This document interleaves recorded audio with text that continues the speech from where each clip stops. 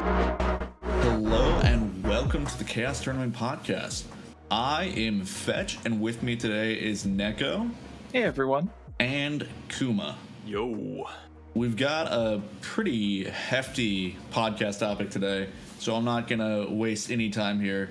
Today we are talking about what is the proper land count to run in your deck. And we're doing this specifically at the request of Kuma because of a very particular reason. So Kuma, I'm going to let you take it from here. So my first mistake was going on Reddit.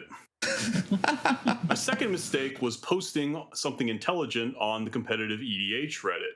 But to back it up a little bit, what actually happened was I've had a spur of the moment thought, oh, hey, I built a land calculator a long time ago that kind of looks at a land count in your deck, calculates probabilities of, how many lands you're going to see in your opening hand, how many lands you're going to see by each turn, but also looked at things like what are the chances you see too few or too many lands, depending on what you feel that is. It could do something like what is the probability you get between 1 and 3 lands in your hand plus draws by the third turn of the game, for example. And so I kind of made some results tables in it, kind of expanded it from what I had before, and I was kind of like, oh, it looks like people's land counts and decks are perhaps a little bit lower than they should be if your goal is to hit your land drops and make mana. So I took that to Reddit, and the result was just insane pushback. Like probably 9 out of 10 people were like, what's wrong with you?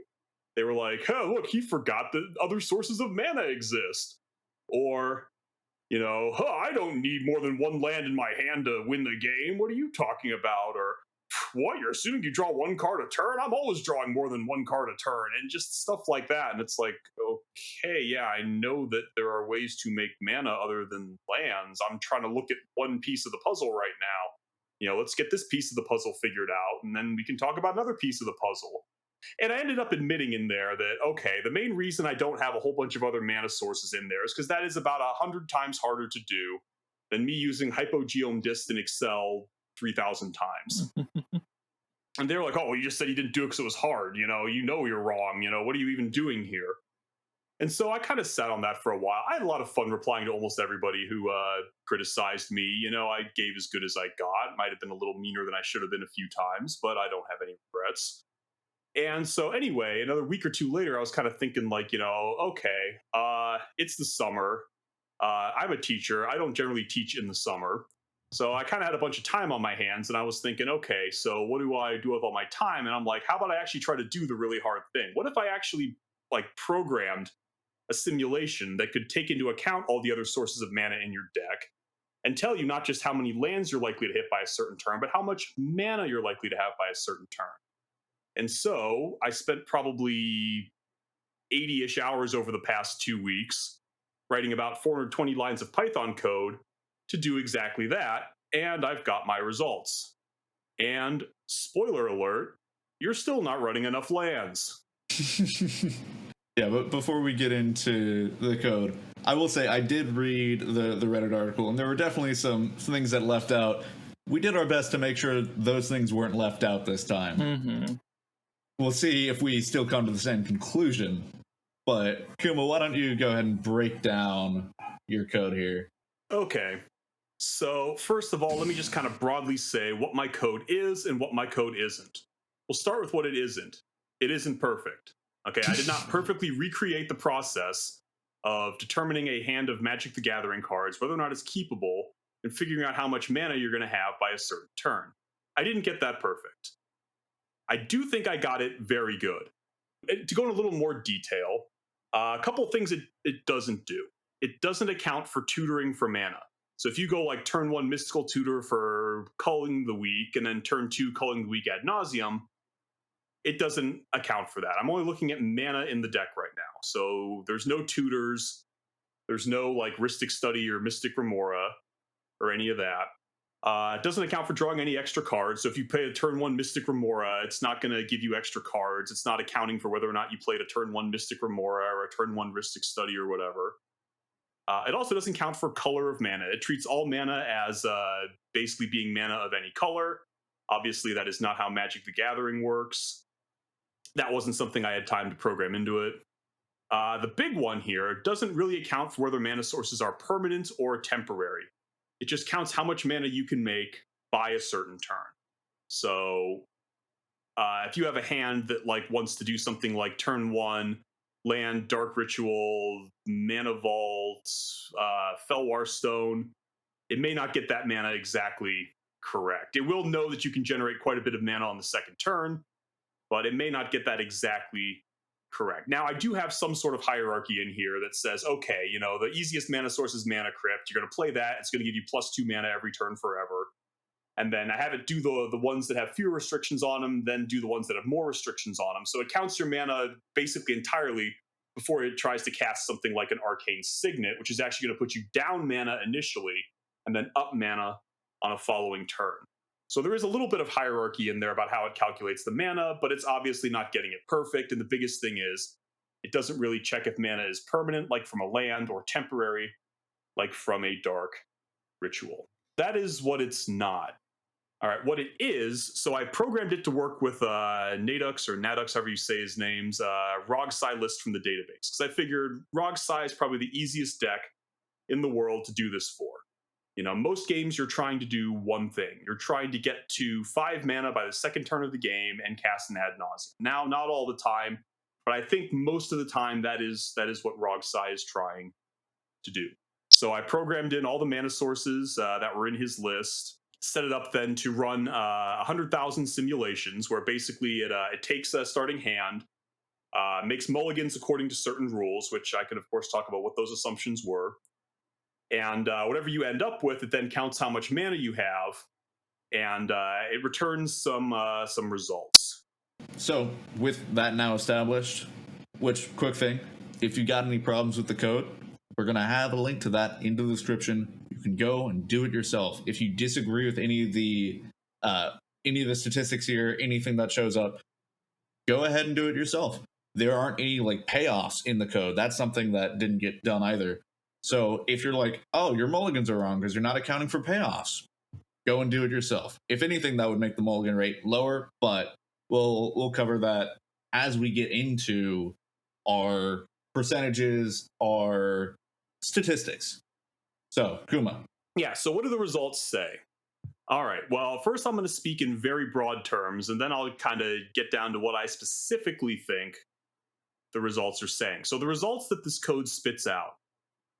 First of all, I ran the code for a Rogsai list running every number of lands all the way from 20, which is way lower than pretty much anybody believes is correct, up to 33, which is way higher than anybody believes is correct, to kind of see what the difference was. So the results that it spits out the overall average mana. In other words, whatever hand you ultimately kept with, how much mana was it able to generate by whatever turn you specified. Gives you what I call a mulligan percent. Now, this is not the percentage of games in which you took one or more mulligans. This is the percentage of hands that you saw that you had to mulligan away. So, for example, if you mulligan twice and kept your 6-card hand, your mulligan percentage would be 66.7, or 2 out of 3, because you saw 3 hands, 2 of them you decided were mulligans. It also gives you the percentage of time you kept your first 7, your second 7, your 6, your 5, your 4, and your 3. I have the assumption that you're never going to mulligan to 2. I mean, maybe there's a world in which you would do that, but that's such a tiny percentage of cases that I didn't think it was worth mentioning. It also tells you the average amount of lands you have by the given turn. That's not average lands in your starting hand. I don't need to calculate average lands in starting hand for people. 10,000 people have done that. The results are out there. You want to know what the average starting hand lands are for any number, you can do that. So the average lands that I spit out is the average lands you get by whatever turn you saw. So that's going to be your starting hand lands plus however many draws you get up to that turn. I then have the percentage of times you saw no lands by the given turn. So maybe you kept your starting hand because it made a lot of mana but didn't have any lands, and then you proceeded not to draw any for a couple of turns. I give you the percentage of time that happened. I also give you the average mana every time you drew no lands. How much mana were you able to generate despite drawing no lands? I then do the same things for 1 land, 2 lands, 3 lands, and then 4 or more lands. All right, so the results I've tabulated, I looked at turn 2 and turn 3, because ideally Rogsai wants to ad nauseam on turn 2. and they're generally pretty happy still if they can do it on turn 3. So I looked at the mana counts and such for turn 2 and for turn 3. So a couple of things that are obvious, and then maybe a few things that aren't so obvious about the results. So this is one I would think would be obvious, but according to Reddit was not obvious. The more lands you run in your deck, the higher the average mana you're going to have on any turn of the game is. Did I just blow your minds? Now, obviously, that's not the full story. There are diminishing returns after a point, but the data definitely bore out that the more lands you run in your deck, the more average mana you will have available to you on whatever turn of the game it is you choose to look at. All right, the difference between running 20 lands and 33 lands is an average of about a third of a mana per hand on the second turn of the game, for example. Another thing that I would think would be obvious, but apparently wasn't, the more lands you run in your deck, to a point, but generally speaking, the more lands you run in your deck, the fewer hands you're going to have to mulligan for lack of mana reasons. Now, there comes a point in the data where that trend starts to really slow off, and it will eventually reverse, right? Because if your hand is nothing but lands, you're not keeping it. But, for example, at 20 lands on turn 2, if you're looking at turn 2 and you have 20 lands in the deck, with the assumptions I put in there, you're going to mulligan about 52.6% of the time. Which, let's just establish the assumptions right now.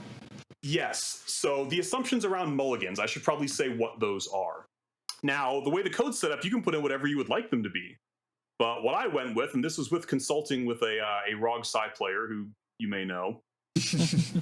That would be myself. Yeah. So this is what he told me. And I didn't tell him what I thought the answers were, but it turns out I think we agreed on all but one number. So I think I'm in the right ballpark here for these assumptions. So the mulligan looks at 3 things. It looks at what is the fewest amount of lands you are willing to keep in a hand of a given size. Like, what is the fewest amount of lands that you'll still keep a 7-card hand for? What is the fewest amount you'll keep a 6-card hand for? A 5, a 4, a 3.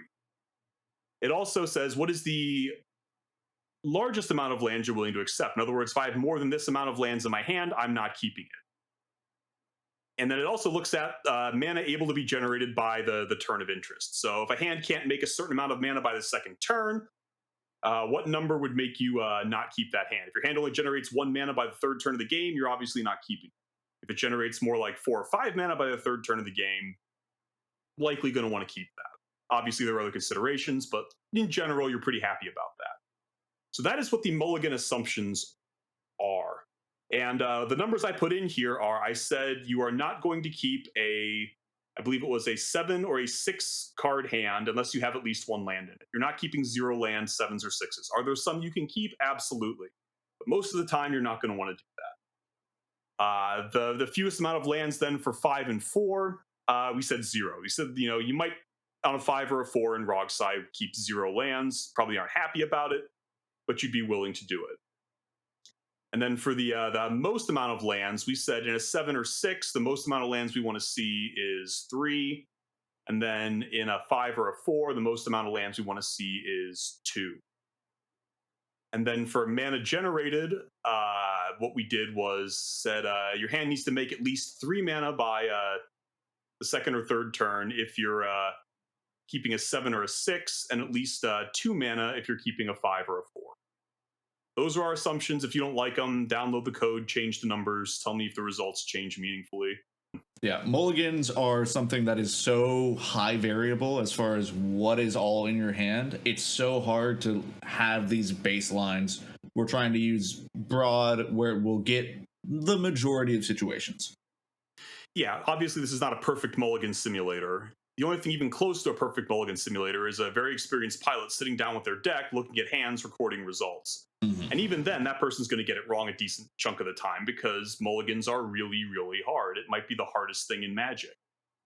So, yeah, the mulligan isn't perfect, but I think I've covered at least most of the cases you would mulligan a hand, especially with regards to the amount of mana in it, which I think is probably the number one thing most players look for in a hand is, can I play Magic?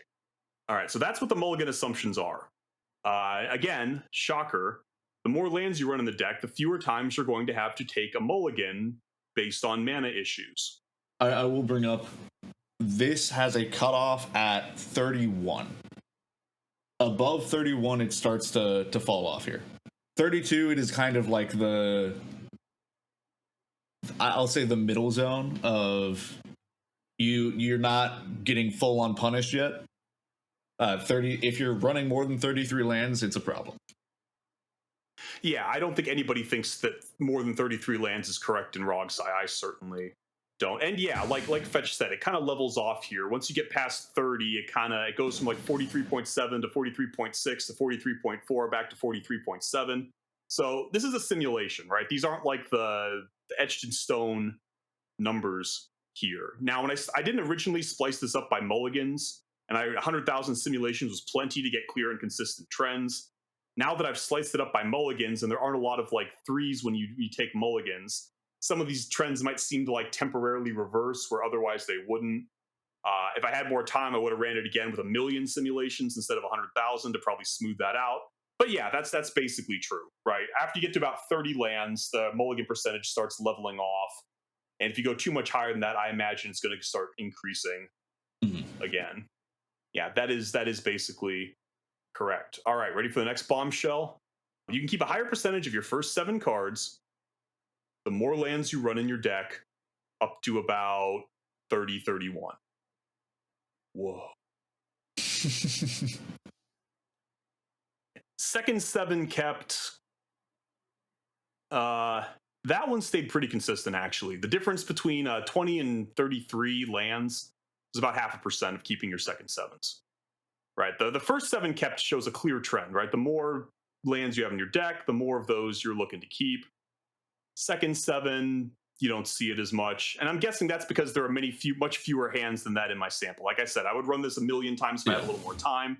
If you keep your first 7, you are less likely to see a second 7, and therefore you're less likely to keep a second 7.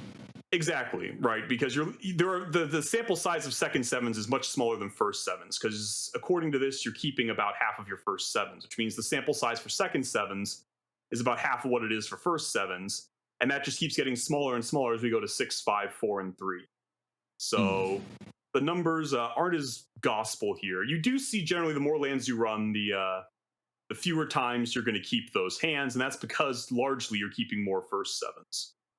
I think it's about time that we get into talking about, okay, what do all these numbers mean to us? And I think we might actually come to different conclusions based off these numbers. All right, so when I look at these numbers, here's how I think about it.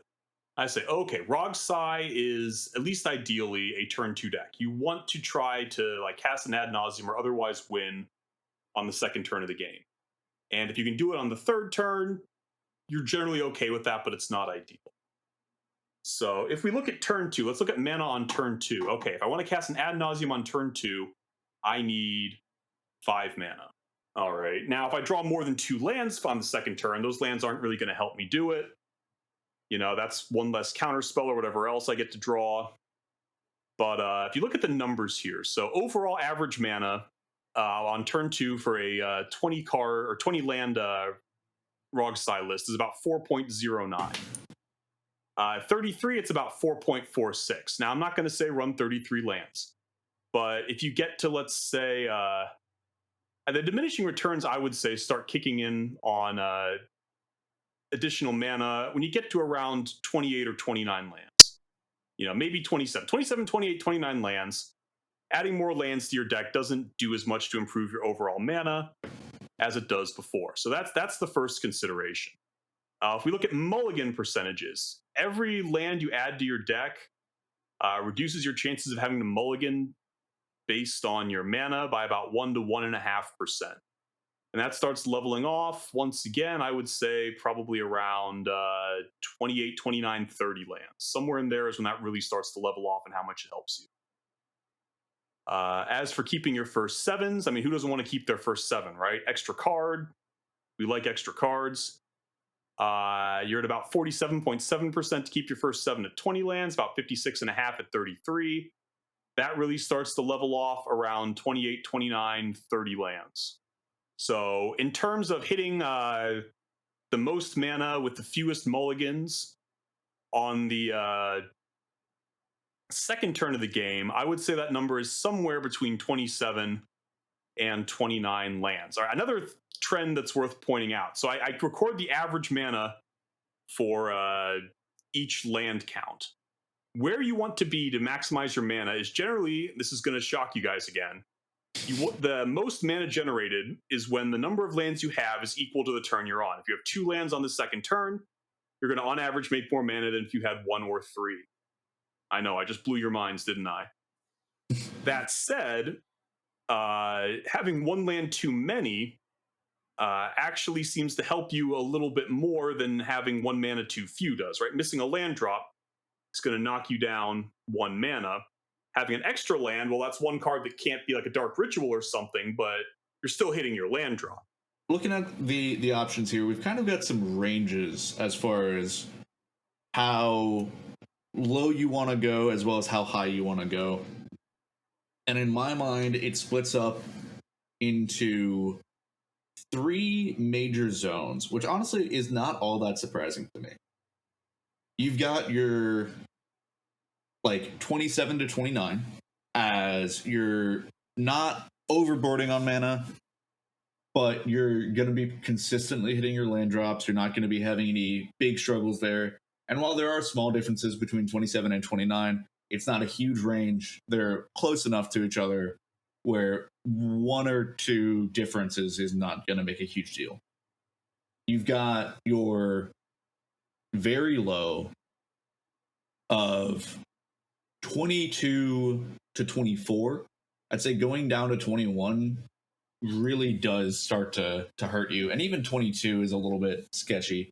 But both 23 and 24, while, yeah, you're not as consistent, you do still have a pretty decent amount of mana available to you most times. You have to mulligan more aggressively, but that's not necessarily a bad thing. Yeah, and a little perspective check here. When we say, we're talking about like the difference between running say 27 and 23 lands is mulliganing about an extra 3.5% of the time based on your mana. So like 3 hands in 100, you're going to mulligan that you otherwise wouldn't have to. I mean, that's going to add up, but it's not like there's a dramatic difference here. Mm-hmm.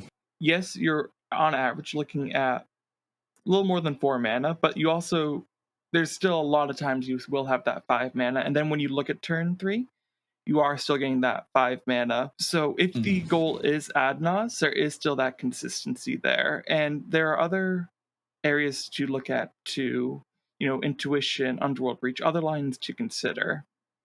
Mm-hmm. Yeah, the threshold for hitting over 5 mana on turn 3 on average is 26 lands. Yeah, but realize what an average is. An average means 50% of the time you're going to have that much or more. 50% of the time you're going to have less. Mm-hmm. Not exactly, but roughly speaking. Mm-hmm. So just because an average of 5 mana doesn't mean you're always going to have 5 mana when you need it. Yeah, exactly. And that's on turn 3, which for a lot of decks can be too slow, or a lot of tables. For turbo, yeah. Well, yeah, I don't need 5 mana on turn 3 in my stacks decks usually, but like I said, this is an exercise in looking at Rog's side because that's easier for now. Yeah. Well, I think honestly, what surprised me the most is 1, the difference between 23 and 24.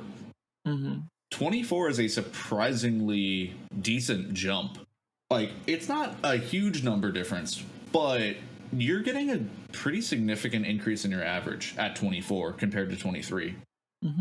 But then you look at 24 to 25, and you get barely any value going up to 25. If you're going up to 25, you want to be going up to at least 27 in my mind. Yeah, but I would just want to caution taking these numbers as exact. Like, this was a simulation. If I ran it all again, they'd be slightly different. Yeah. Those numbers are probably off by a few hundredths. Yeah. Right? They could all be off by like 0.02 or 0.03. So, like, the general gap is probably roughly correct, but realize those gaps could be probably 0.02 or 0.03 different if I were to run this again. Like, I doubt the trends would reverse, but if you're trying to pin down an exact land count, I'm not sure that's. This is exactly a rough estimate, not a. Yeah.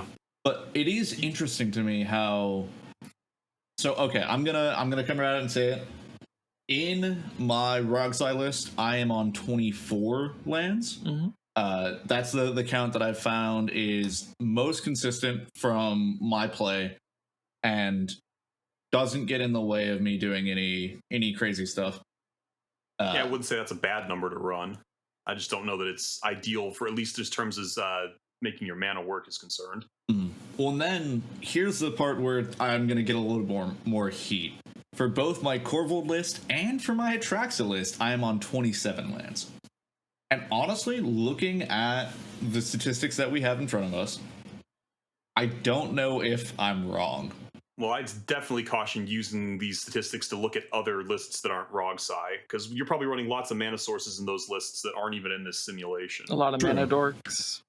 Yeah. Remember, if you're looking at land counts, sure, the land counts will be true for any deck. But if you're looking at overall average mana, that's based on you running exactly the mana sources Nadux runs in his RogSci list. And he's, by the way, on 27 lands in that list. And the factor that I find most interesting with what you made here, Kuma, with the code, is the factor you put in for Dockside. That's probably the most wild card in all these calculations. And I think what you had it at 4 treasures on average, right? Yeah, I had it on 4. The way Dockside works in my code is I assumed you're using the mana the turn you cast it and you're getting 4 treasures. Now, Dockside's a card you can't even goldfish without assumptions. Yeah. Yes. So everyone who does tests with this card has to make something up. That's what I made up. Again, if you think, it should make 5 or 6 mana on average, feel free to do that. It won't move the overall number as much because it's one card in the deck. Yeah, I typically, when I'm goldfishing, have Dockside averaging at 4, and then I will, in my mind, be like, okay, what is the Dockside count needed for this to be good? Yeah, I agree. I think 4 is a pretty good number. If I cast it on turn 2 or 3, I'll say okay, it's going to make me 4. If it gets to be turn 4 or 5, I'll say maybe it makes me 5 or 6, something like that. Obviously, there's situations where the Dockside's going to be way more fed than that because it's Dockside. It's Dockside. But, yeah, or even less fed, rarely. Yeah, it's so Dockside's table rarely dependent. worse than that. It's often better. Card's busted.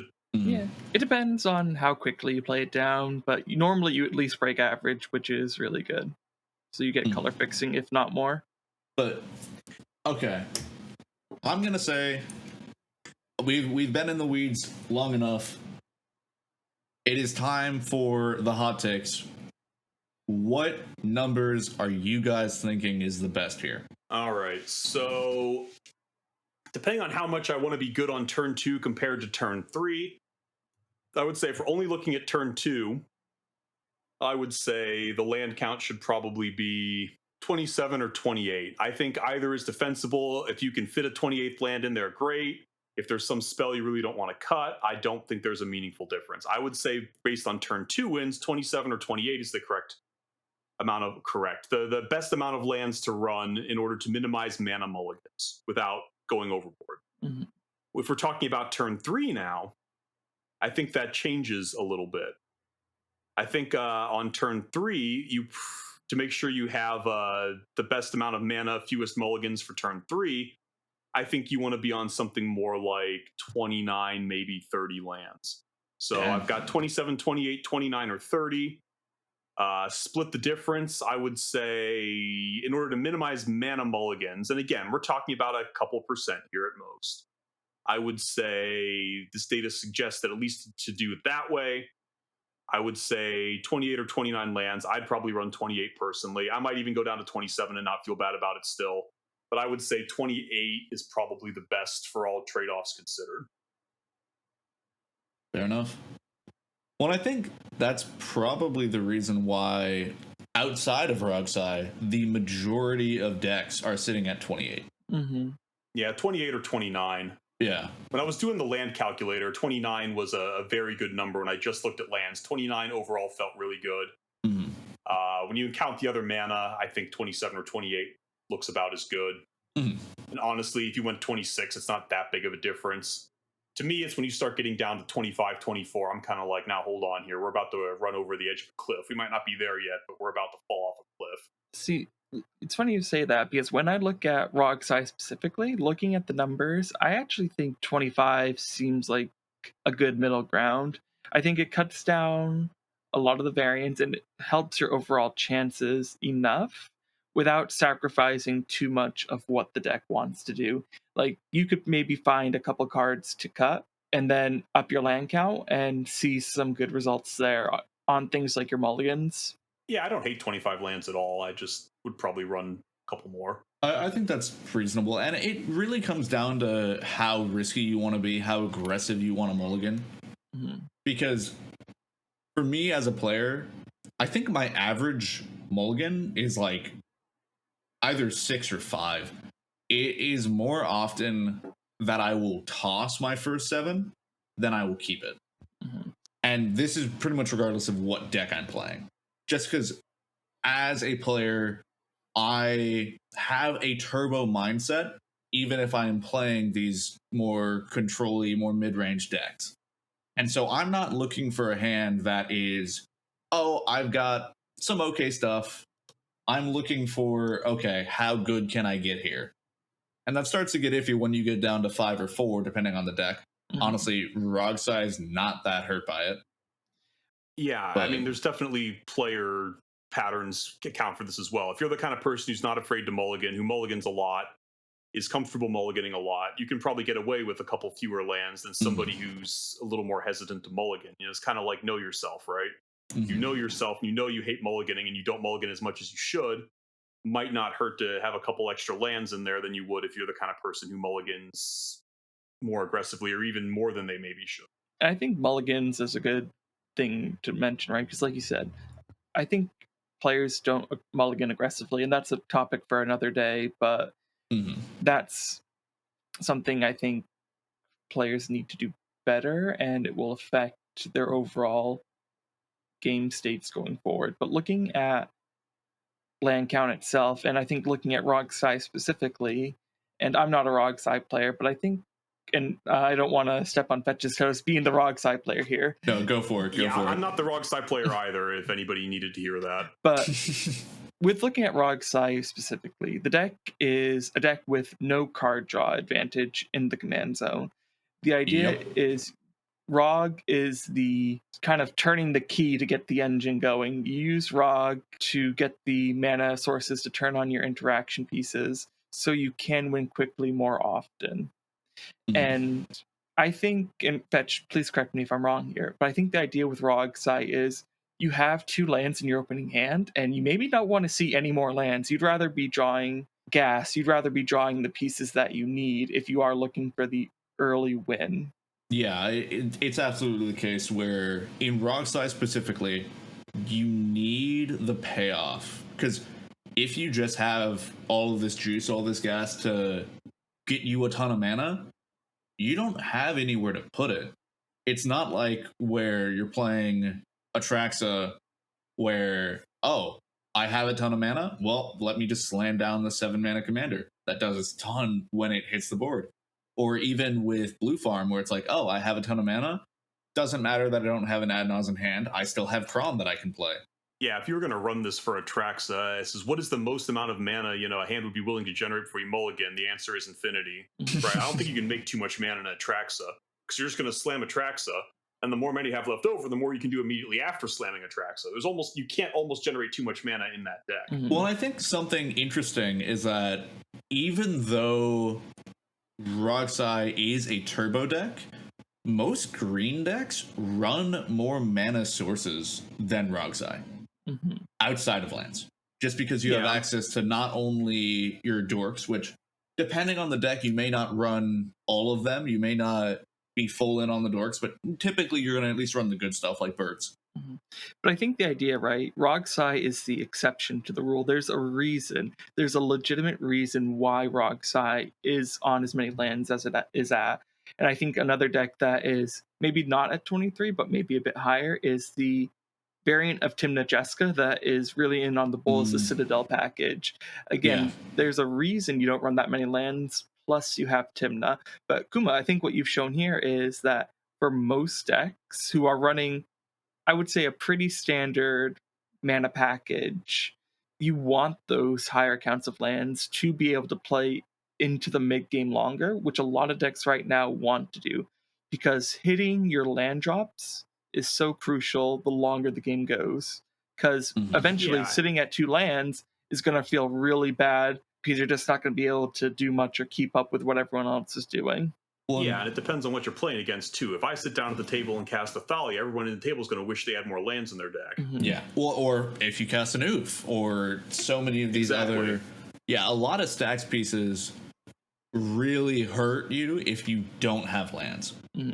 Yeah, like the God Keep against the stacks deck, if you're playing some kind of like combo deck, is generally speaking 3 or 4 lands, your victory piece, and then like a Cyclonic Rift or a March of Swirling Mists. Like I played against decks that kept that hand, and it was like they're eventually going to get out from my stacks and win. Like no matter what stacks I have, they're going to get out of it eventually. That is almost like the perfect keep in a lot of ways against a stacks deck. And you mentioned mana dorks earlier, Fetch, and that can change things a bit. I think the thing to consider with lands too, and why people are, at least in our format, so critical of them, is because you're limited to the number that you can play in a single turn. Unlike, other decks, not many in cEDH, but some will let you play multiple. But you don't see like Exploration, Oracle of Moldiah effects in this format. So people like the more immediate payoff, right? They like the mana dorks, they like the mana crypt, and that leads them to look at things that they have to cut. And there are so many good things in our format right now that cutting a piece feels really bad. So you look, oh, I'm at 28 lands. What if I go down to 27? It can't hurt that much. But the numbers show that that does pile up. And if you're playing a 6 or 7 mana commander, too few lands isn't going to help you as much as you think it is. Well, and I think, interestingly enough, from my perspective, this has shown 2 big things. One, even though we were saying you're not running enough lands as the title for this video, you can run too many lands. I think if you're going above 30 for the majority of decks, it is probably a mistake. I would argue that 30, it's like the opposite end, right? If you're running 30 lands, there's a reason you're running 30 lands instead of 28 or 29.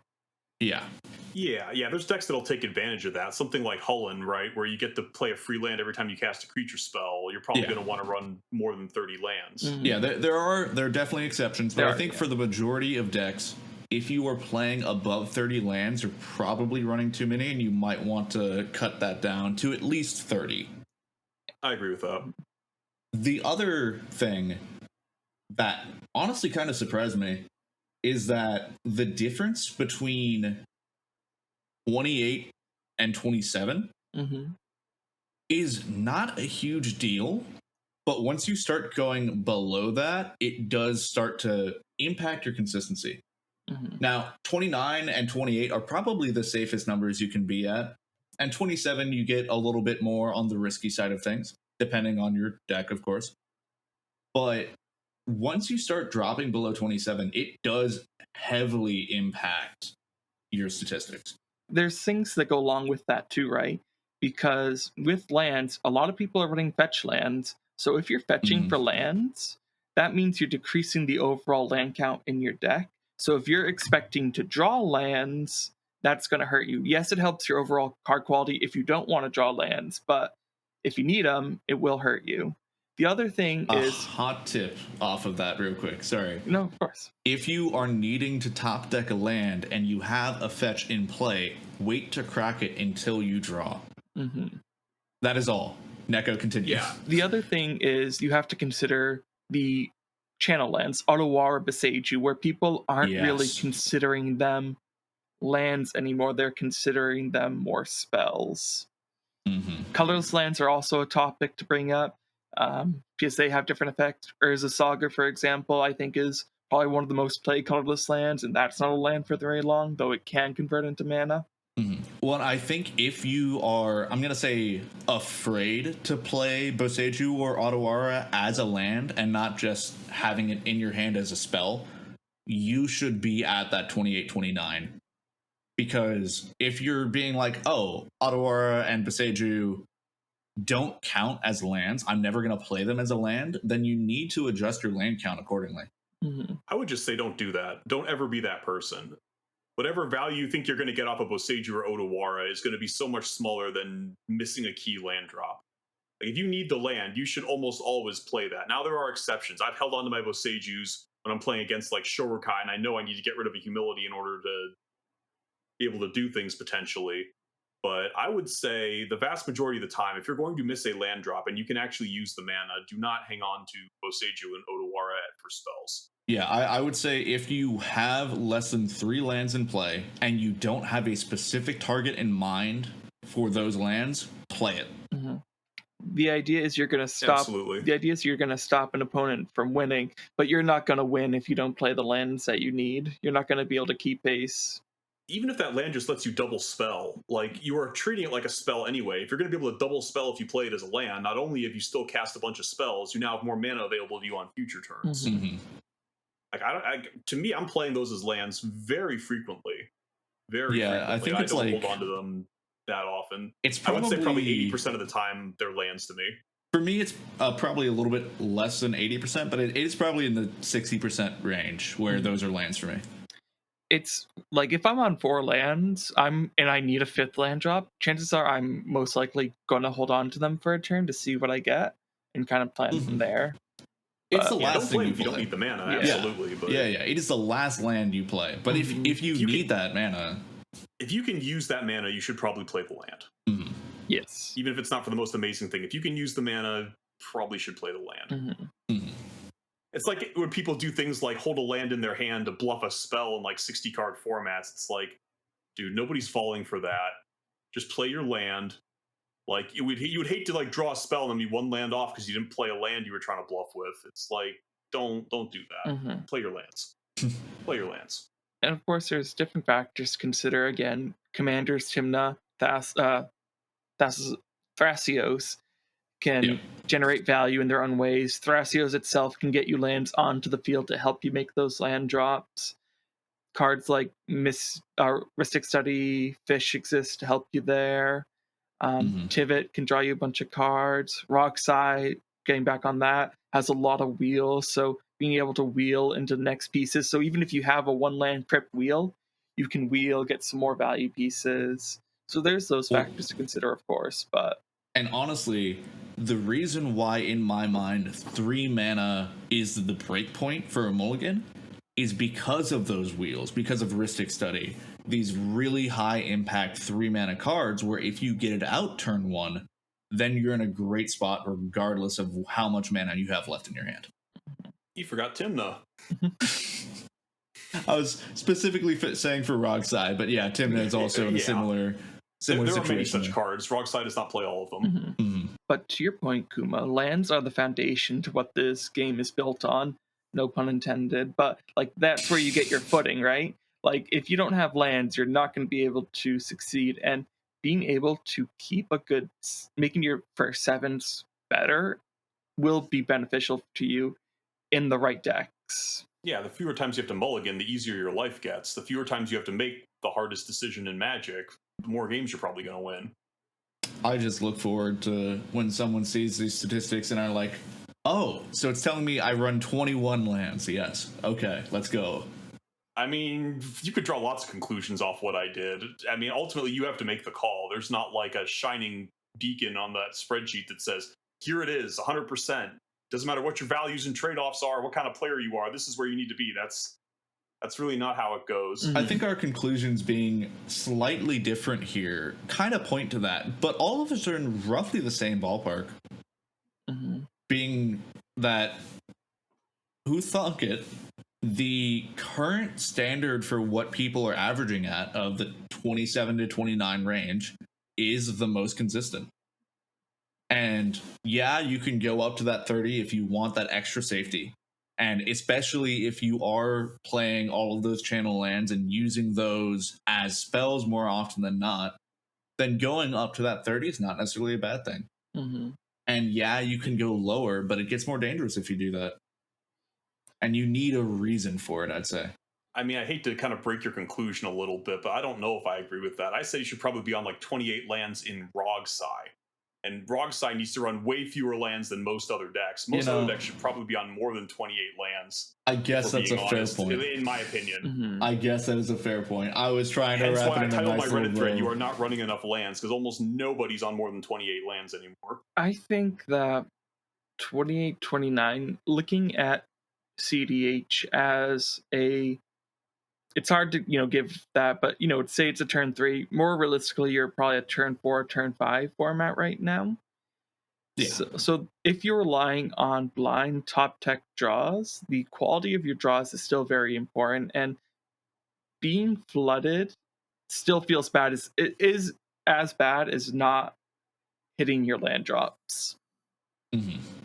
Speaking of that situation, I don't think there's a thing that tilts me more in Magic than seeing somebody running like 26 lands and about 4 talismans. Because in the exact situation Neko just talked about, talismans are just worse lands. If you're not hitting all of your land drops, talismans suck. Do you want to pay 2 mana for a land, or do you want to get a land for free? Are you going to take a turn off to play your land, or are you going to play your land and take a turn? Mm-hmm. Like, if you're missing land drops, talismans are the most garbage cards you could possibly draw. I guess you could draw even fewer lands and then be equally screwed. But every time you draw a talisman, you're missing land drops. You probably wish it was a land. I am going to contest that for, I'm going to say 3 specific reasons. 2 of which being lands.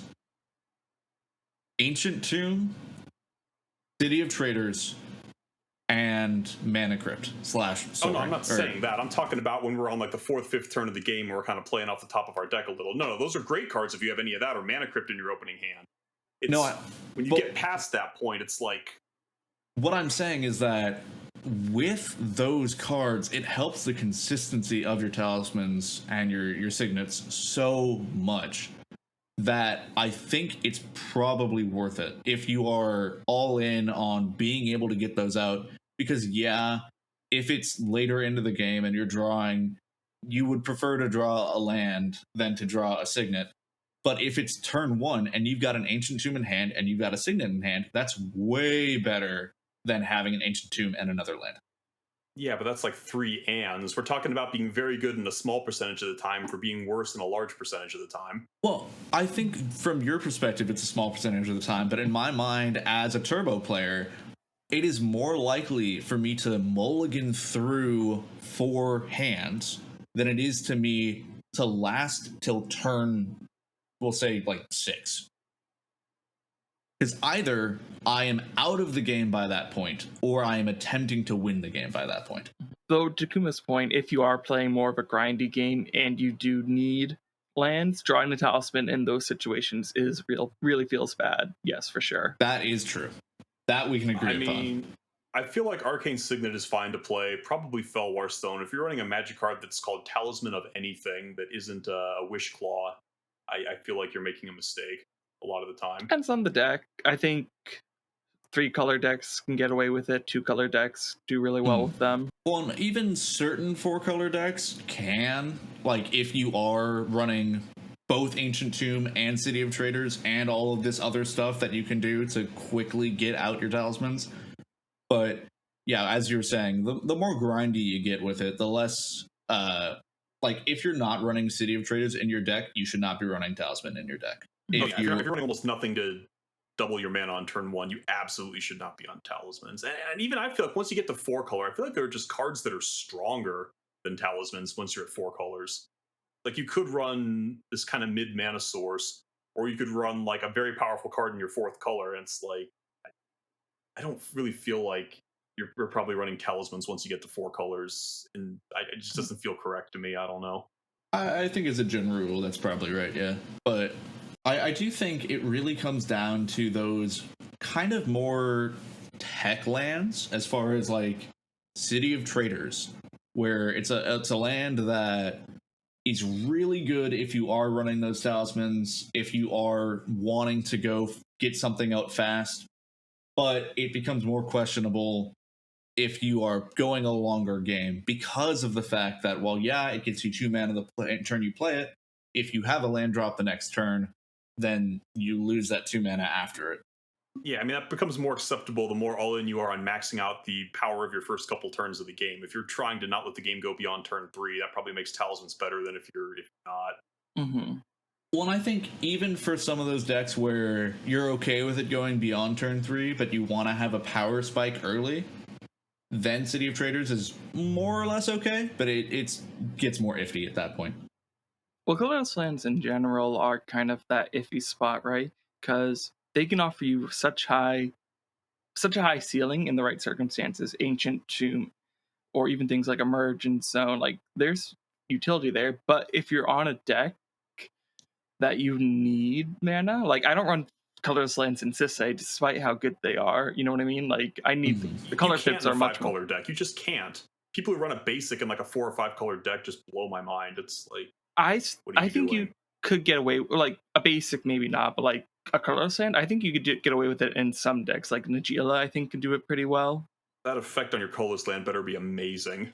Yeah, I think Ancient Tomb and Nagila is pretty good. Ancient Tomb think and Nagila, yeah, because it increases the number of turn like 2 Nagila hands or turn 1 Nagila hands significantly. Like that one, I will give you. But in general, I think once you get to 4 colors, the number of basics and colorless lands in your deck should most likely be 0, unless you're getting something amazing out of it.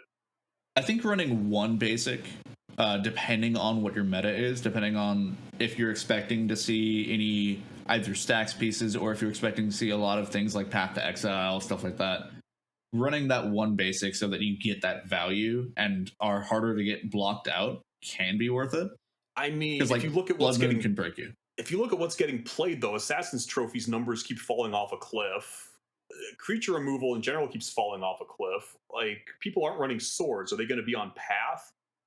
And I mean, look at how many people are playing Blood Moon. Like, what is this basic land doing for you? And also, is one basic land going to dig you out of a Blood Moon? Probably not. Well, and that's why I said Like, meta I don't see a reason. Like, if people in your play group are, going against all those trends, then yeah. But if you're just playing people online, I don't see why you'd want a basic ever. Maybe you'll pay for it once in a while, but you're going to pay for it when you don't have your colors in a 4 or 5 color deck quite a bit more often, I would imagine. but it depends, right? Basics are tricky, right? Because they give you one color. They are fetchable, which is good. But again, in the like 1-2 color decks, I think if you're running a 2-color deck, you should just run more basics than not, just to begin with. But once you get to 3, it becomes trickier because you get access to more lands that help you overall. So slotting in a basic land seems, it's hard because people are already cutting lands, right? That's what we're all talking about. So getting them to put a basic in, even with a meta conversation, I feel like it's too situational to ever really come up unless it's happening to you every game. Well, I've played multiple 3-color Earthcraft decks and run 2 basics in them and felt pretty good about it. Like, in a 2-color deck or a 1-color deck, you don't have much of a choice usually. You're going to be running some basics, and you don't necessarily hate it because your mana is pretty stable. In 3-color decks, I feel like you should probably be on 1 or 0 basics, or maybe 2 if you're trying to do Earthcraft stuff. Like, that's how down on basic land I am. Now, if Dockside goes away and Blood Moons come back, maybe that's different. But given the amount of Blood Moon, Path to Exile, and Assassin's Trophy I see, I don't like basics. I as a general rule, I agree with you on that, Kuma. I think the most important takeaway from me from this whole exercise is don't boil the frog. And for those of you who don't know what that means, and you don't like animal cruelty, probably stop listening for a minute. So if you try to put to cook a frog, if you're making French cuisine or something, you try to put it in a pot of boiling or near boiling water, it's going to jump right out, be like, shit, get me out of here. But if you put it in a pot of room temperature water and slowly turn the heat up, it adjusts, it doesn't feel like it's getting too hot, and you can basically boil the thing alive. And I feel like when it comes to land counts and decks, that's something that I've definitely done, and I'm sure a lot of other people are doing. Exciting new spell comes out, and you're like, I don't want to cut the last exciting spell that got printed. I'm going to cut a boring land. I'll be okay. It's not that much of a difference. And you're right. My exercise has pretty definitively demonstrated that the difference between running 1 fewer land than you currently do in your current setup is basically nothing. So you do that. You turn up the heat a little bit. Okay, yeah, I can afford to cut a land here. Next time it happens, I can afford to cut a land here. And then, a year or 2 down the line, you're like, why can I never get keepable hands? I'm running 22 lands? What? So, like, to me, the thing is, you got to draw a hard line somewhere. Is that line going to be somewhat silly and arbitrary? Yeah, but you don't want to boil the frog. You don't want to keep cutting lands until you actually do get into some of those numbers where it starts to get silly and you notice a difference. Yeah. But yeah, as we're talking about, once again, these kind of fringe lands, these ones that are more questionable, we're going to be going on to our Bedwed Dead of 3 of those situational, like fringe lands, stuff that in some situations are amazing and in other situations can kind of screw you over.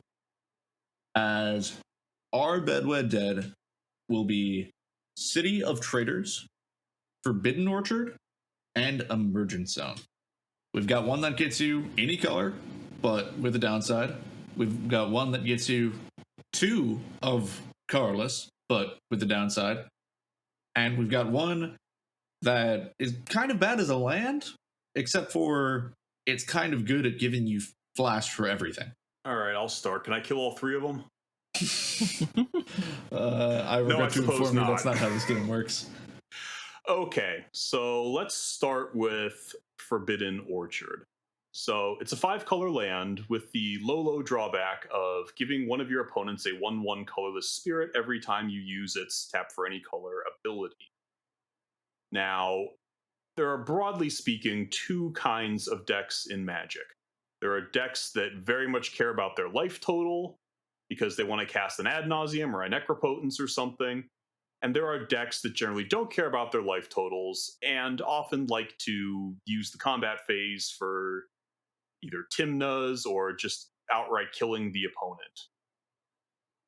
Which one of those wants to run Forbidden Orchard? I think the answer is neither. If you care about your life total, you don't want to give your opponents a free creature to beat you in the face with every turn. And if you're trying to attack with Timnas, or if you're trying to kill people through the combat phase, like say Najeela, you don't want to give your opponent blockers. Now, it's a 5-color land, and that's great, but I don't think most decks are that desperate for color fixing that they want to give their opponents a permanent every time they tap it that's going to interfere with their game plan. So to me, I just don't see a place in the format. If you're some kind of Defense of the Heart deck somehow, maybe you want to run Forbidden Orchard. But to me, it's just a card I don't want to run in Turbo. It's a card I don't want to run in Midrange. It's a card I don't want to run in Stacks. So I'm going to have to dead Forbidden Orchard. Emergent Zone, I kind of want it to stand back-to-back with Forbidden Orchard so I can get them both with a single bullet.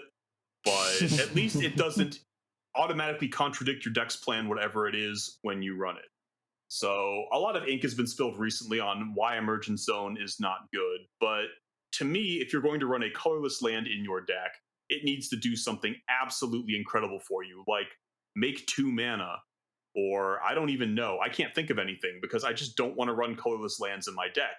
You know, the first thing you need to be able to do in Magic is cast your spells. If you can't do that, the fact you got some incidental bonus off one of these lands that's not casting your spells doesn't matter. So to me, Emergent Zone's ability to cast things with flash, you generally need a ton of mana to make this work. I don't even know. I haven't played with the card in so long. It's like I just don't even know what people do with it that's so great that would justify a colorless land. Can you do some cute stuff with it once in a while in a perfect situation? I'm sure you can.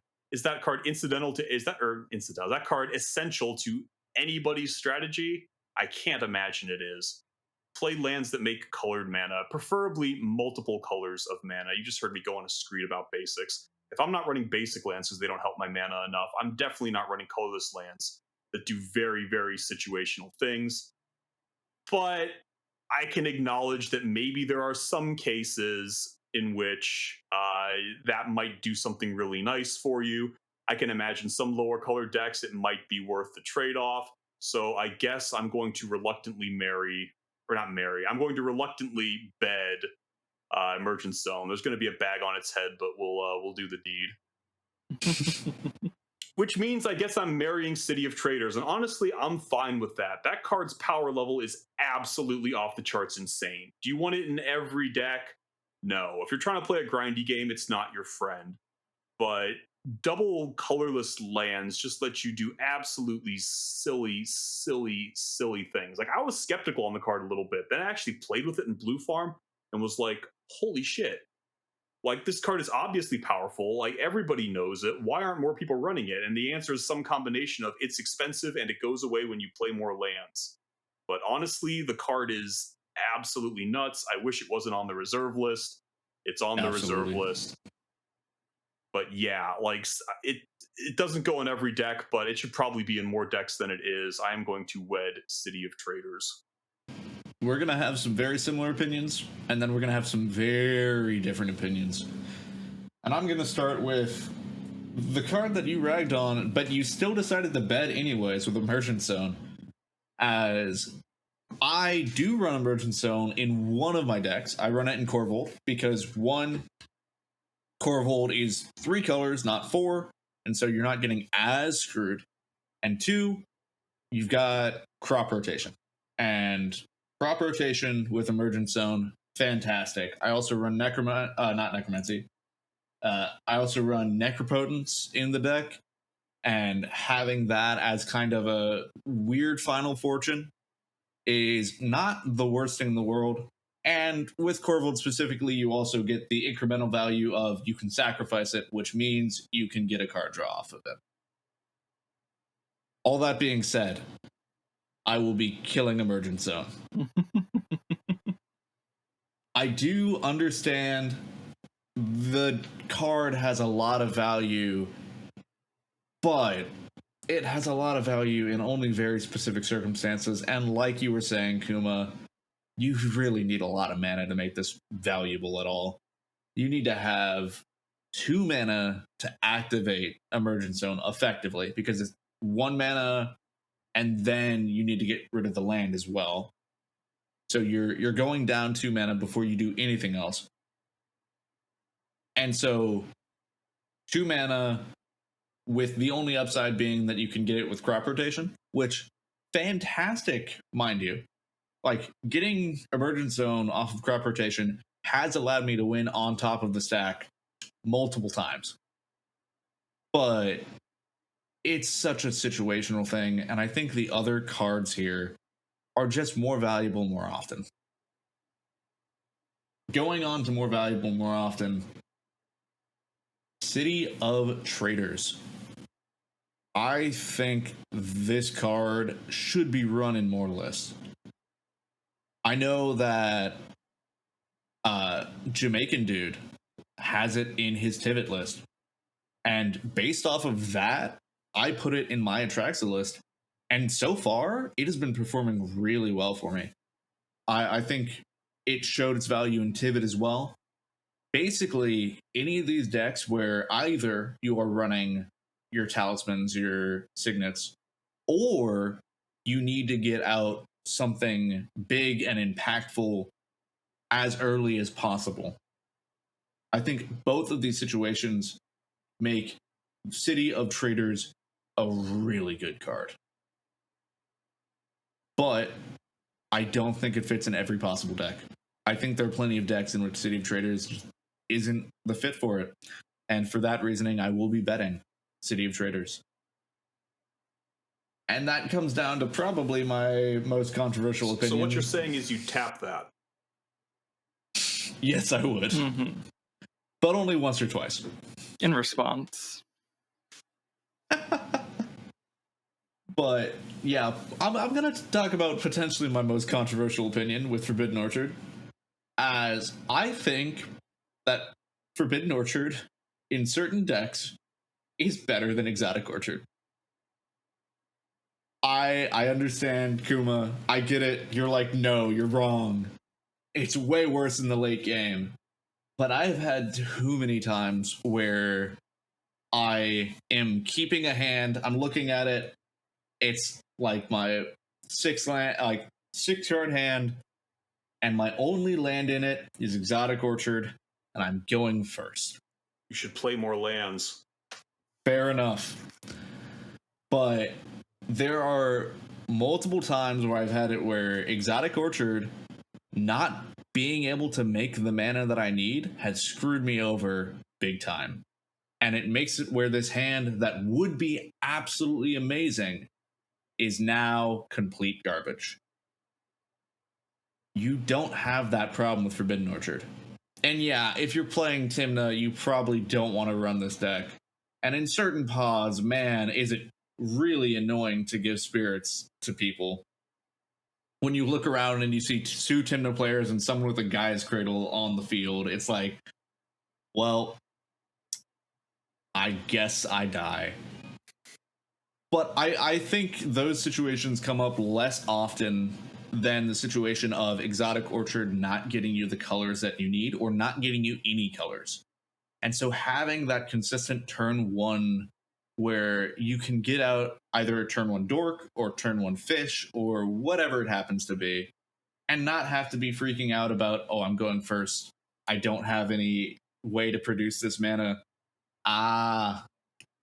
And so for that reason, Forbidden Orchard for me is my wet. So, you mentioned Forbidden Orchard, and I guess I'll start there too.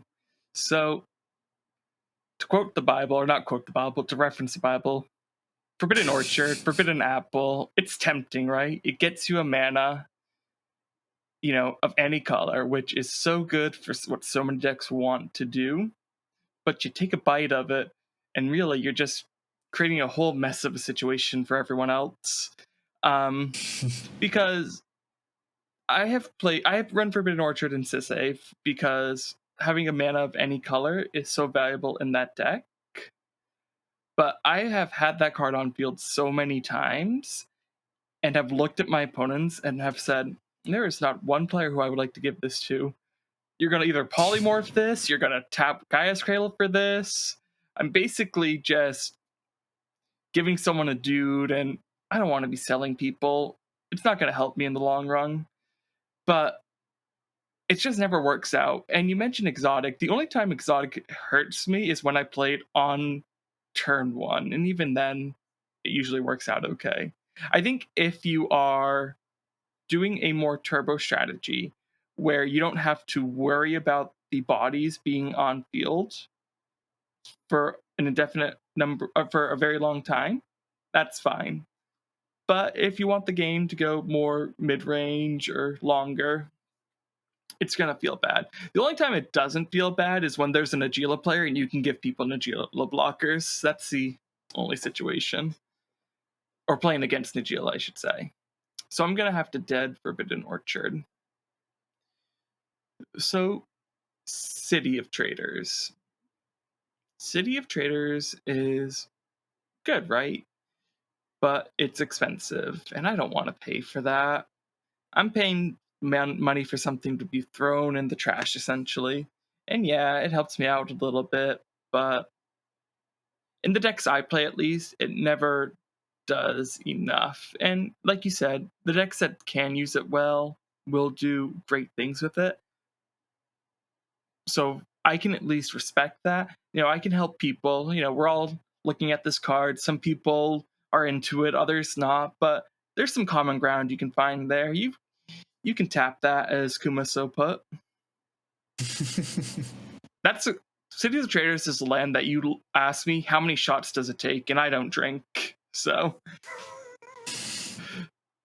but that's where we are there. But Emergent Zone. So, does it go in every deck? No, but I think especially right now, people are recognizing just how good Flash is. There's so many situations where being able to play things at instant speed, whether on your turn or on another player's turn, is just so well. Someone's trying to silence you, crack Emergent Zone, and maybe you can try to sneak out from under it. The player's going to win, crack Emergent Zone, present your own win instead. It gets you a lot of flexibility and provides you with more outlets, which I don't think is a bad thing. Yes, it's colorless, so not every deck will want it, but I really enjoy the card. It's a card that I put in a lot of my decks, so I'm gonna definitely have to wed Emergent Zone. Dang. That was a plot twist I was not expecting. Mm-hmm. But as we come to a close here, thank you everyone for watching. Thank you so much to all of our patrons that allow us to do this. Special thank you to Frenchie at our Felidar Guardian tier, as well as the Exterminator, Ares, Vatmandu, and Suzu at our Displacer Kitten tier. Really could not do this without all of you. If you disagree with us, which I'm guessing a lot of you guys will, put it in the comments. We want to see it. We want to hear all the flack that comes here. So down in the comments, tell us why we're wrong. if you go and do your own code, we would love to see how that turns out. So absolutely tell us that. And then even if you think we're right, tell us what your thoughts are, what your choices would be for the Bedwed Dead. But that will be it for us today. We will see you at the tournament coming up not too far away here, as third Saturday of every month. We've got coming up here July 15th. July 15th, which when this comes out will be just a week away. I'm thinking I might play in this one. Ooh. We'll see you there. We'll see if you can beat Kuma. And we'll see you around. See ya.